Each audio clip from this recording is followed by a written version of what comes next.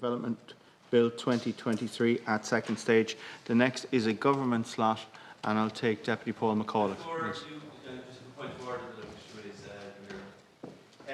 The point of order relates, it's one which I've previously raised at the order of business yesterday.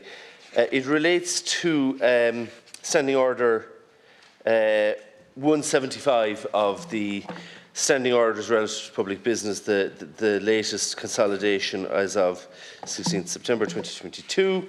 Standing Order 175 provides that a bill shall be printed only if accompanied by an explanatory memorandum which shall, in clear terms, set out the purposes of the bill in the context of existing law and the changes proposed in the bill, and explain the provisions of the bill on a section-by-section basis. Now, the bill is a huge body of work, and the Minister and his department are to be commended for putting such a huge body of work before the House. It runs to some 720 odd pages, 710 odd pages. The explanatory memorandum, on the other hand, is a more scant document. It's still, as one might expect, a fairly hefty document running to 120 pages.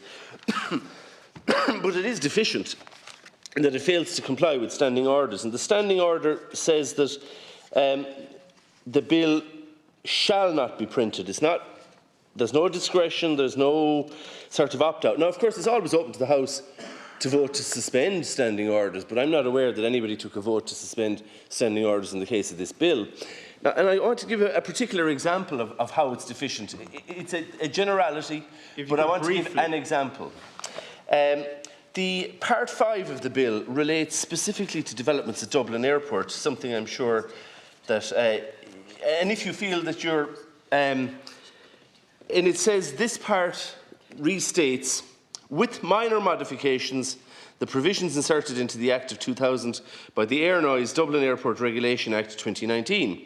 There have been some modifications to the provisions of the Act of 2000, primarily where they're deemed necessary to ensure the provisions could be successfully integrated into this bill.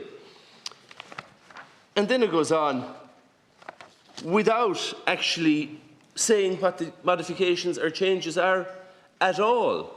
So the problem is that much of this bill is a restatement of existing law, and much of it is entirely new law. But what's not clear in the explanatory memorandum is what's a restatement of existing law and what's new law. And I mean, I just don't see that purpose. If the explanatory memorandum doesn't satisfy that very basic function, then A, what's the purpose of it, other than to tell us that, you know, we could just read the head note on any given section and be as clearly guided as we are from the explanatory memorandum. So why do we have standing orders if we're not going to comply with them? It's very clearly out of order. And on that basis, I don't see how it can proceed at this stage without a vote of the House to suspend standing orders. It may be that this is a matter of such urgency as to require the suspension of standing orders. But as I say, it is out of order.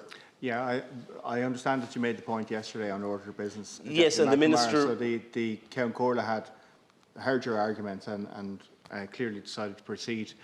No, that's not the case at all. If I may, it's open to you, of course, to correspond with the Committee of Standing Orders to raise the point, and I would invite you to do so. I'm informed that it's not open to a member of the opposition to move towards a vote on suspension of standing orders. But I'm not looking to suspend them. Members' time.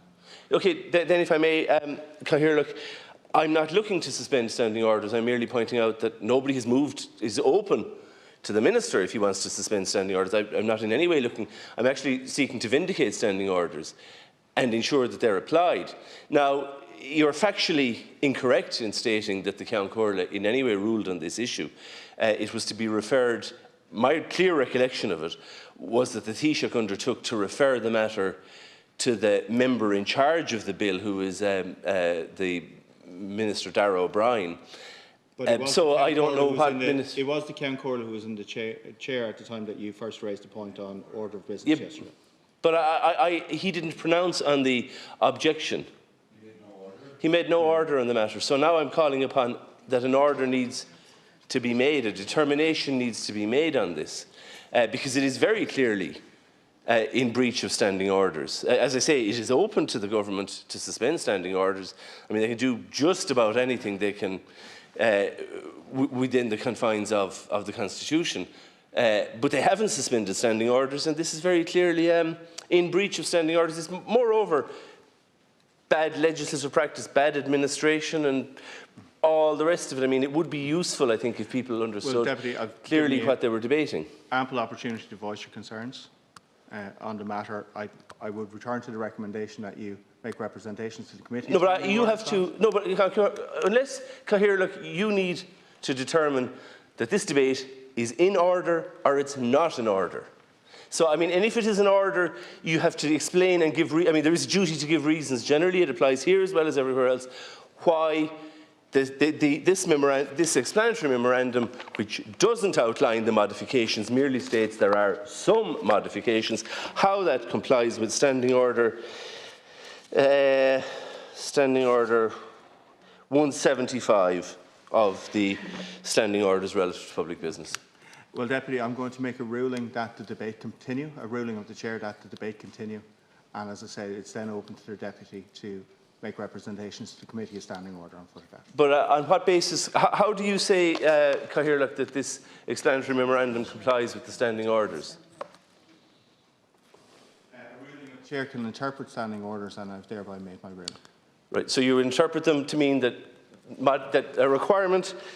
Why not? Cahir, could I respectfully suggest that you give the microphone to Ms. Bannum, who is an excellent public servant? Well, that's what's happening. I mean, that's very clearly what's happening.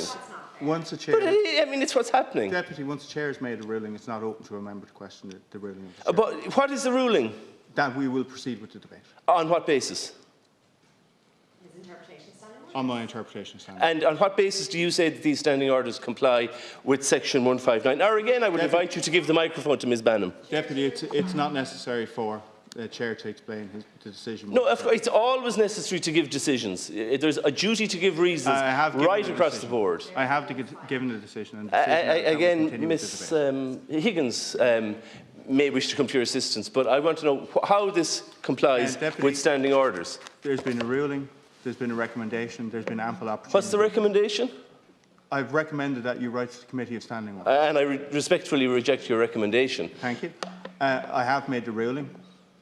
But I'm asking for reasons as to how this complies with standing orders. The Chair's ruling is not subject to question at this point, so I proceed to continue with the debate. No, but I'm asking you to explain how this complies with standing orders. I'll be proceeding with the debate at this point. But I'm asking how this complies with standing orders. Speaker on the list. You can call whatever you want, but I just want to know how this complies with standing orders. I just want to know how this complies with standing orders. You've received a ruling from the Chair. But I'm asking how this complies with standing orders. I mean, if we have standing orders, they have to apply to the government just as they apply to the opposition in a democracy. I understand that. You've had ample opportunity, Deputy.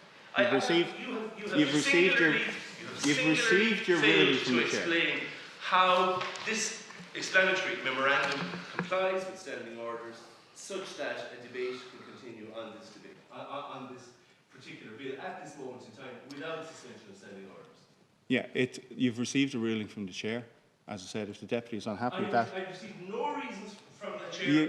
It is not necessary for you to receive reasons, nor is it open to you to question at this point. However, I do advise that you can write both to the County Court and to the Committee of Standing Orders. But as I say, I've understood. I've understood. To be in the chair for a particular reason. I've understood your point. I've allowed you ample opportunity to make your point. I've outlined the possible course that is still open to you, Deputy. And I've made the ruling that at this point we are proceeding with the debate. I would ask the Deputy to resume his seat and allow us to proceed with the debate. I know, because it flies in the face of standing orders that this can occur, that we can just shovel whatever we want through the Dáil because it's the end of we're approaching the last week of December, and that's what we do every December. It's particularly notable, I have to say, from the Department of Housing and Local Government. I mean, there's a particular tendency to ram legislation through from that department. Deputy, unless you're prepared to resume your seat, I'll have to suspend the House briefly. So In that case, I'm suspending the House.